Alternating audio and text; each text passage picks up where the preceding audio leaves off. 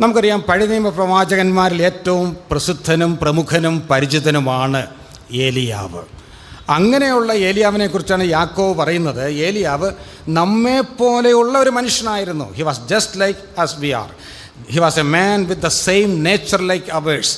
നമുക്ക് സമസ്വഭാവമുള്ള മനുഷ്യൻ എന്ന് പറഞ്ഞാൽ നമ്മെപ്പോലെ മനുഷ്യ പ്രകൃതിയുള്ള വ്യക്തി, ചോരയും നീരുമുള്ള, ബലഹീനതകളും കുറവുകളുമുള്ള, പോരായ്മകളും പരാജയങ്ങളുമുള്ള, ആത്മീക ജീവിതത്തിൽ ഉയർച്ച താഴ്ചകളുള്ളൊരു വ്യക്തിയായിരുന്നു ഏലിയാവ്.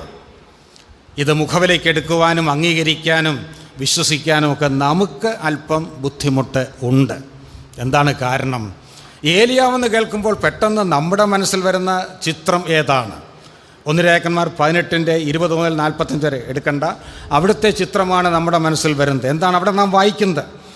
കർമ്മേൽ പർവ്വതത്തിൻ്റെ മുകളിൽ കയറി നിന്നുകൊണ്ട് ഒറ്റയ്ക്ക് ബാലിൻ്റെയും അശേരയുടെയും കൂടെ ചേർത്ത് 850 പ്രവാചകന്മാരെ വെല്ലുവിളിക്കുന്ന ഏലിയാവ്. തീർന്നില്ല, താൻ അവിടെ ഏകസത്യ ദൈവമായ യഹോവയ്ക്ക് വേണ്ടി ശക്തമായി വാദിക്കുന്ന, ശക്തനായി നിൽക്കുന്ന, ദൈവത്തിൻ്റെ അല്ലെങ്കിൽ യഹോവയുടെ ഈ ഭൂമിയിലെ ഏക പ്രതിനിധി, റെപ്രസെൻറ്റേറ്റീവ് അല്ലെങ്കിൽ അംബാസഡർ, സ്ഥാനപതിയായി നിൽക്കുന്ന ഏലിയാവിനെയാണ് നാം കാണുന്നത്. മാത്രമല്ല, ആകാശത്തിൽ നിന്ന് തീയിറക്കി ആ യാഗം ദഹിപ്പിച്ചതിൽ കൂടെ യഹോവ തന്നെയാണ് ദൈവമെന്ന് തെളിയിക്കുന്ന ഏലിയാവ്. തുടർന്ന് പ്രാർത്ഥിച്ച് താൻ മഴ പെയ്യിക്കുന്നു. മാത്രമല്ല, രഥം പൂട്ടി കൊട്ടാരത്തിലേക്ക് പോകുന്ന ആഹാബിൻ്റെ രഥത്തിന് മുമ്പിൽ കയറി ദൈവത്തിൻ്റെ ആത്മാവിൻ്റെ ശക്തിയോടെ കൊട്ടാരത്തിൽ ചെല്ലുന്നവരെ ഓടുന്ന ഏലിയാവ്. വാസ്തവത്തിൽ താൻ വേദപുസ്തക ചരിത്രത്തിൽ ഒരു കൊടുങ്കാറ്റ് പോലെ പെട്ടെന്ന് പ്രത്യക്ഷനായി തൻ്റെ ശുശ്രൂഷ അവസാനിപ്പിച്ച് ഒരു ചുഴലിക്കാറ്റിൽ അപ്രത്യക്ഷനാകുകയാണ്. ഇങ്ങനെയുള്ള ഏലിയാവ് നമുക്ക് സമസ്വഭാവമുള്ള മനുഷ്യനെന്ന് പറഞ്ഞാൽ പെട്ടെന്ന് അത് അംഗീകരിക്കാൻ നമുക്ക് ബുദ്ധിമുട്ട് തോന്നും. നാം പലപ്പോഴും ഏലിയാവിനെ ഒരു സൂപ്പർമാനായിട്ടോ ഒരു അസാധാരണ മനുഷ്യനായി കാണാനാണ് ഇഷ്ടപ്പെടുന്നത്.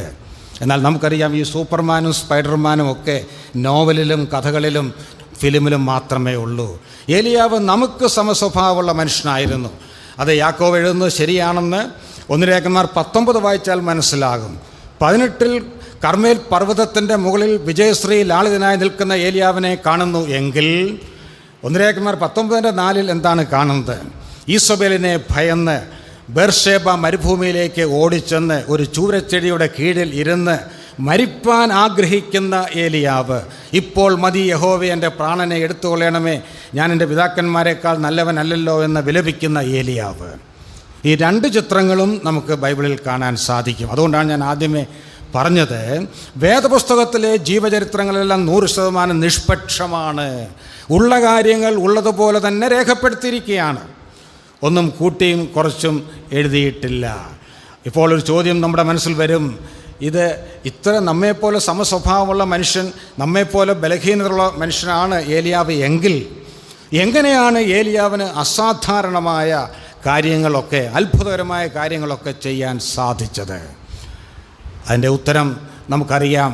അവിടെയാണ് ദൈവത്തിൻ്റെ മഹത്വവും ദൈവകൃപയുടെ അനന്തമായ സാധ്യതകളും നാം കാണുന്നത്.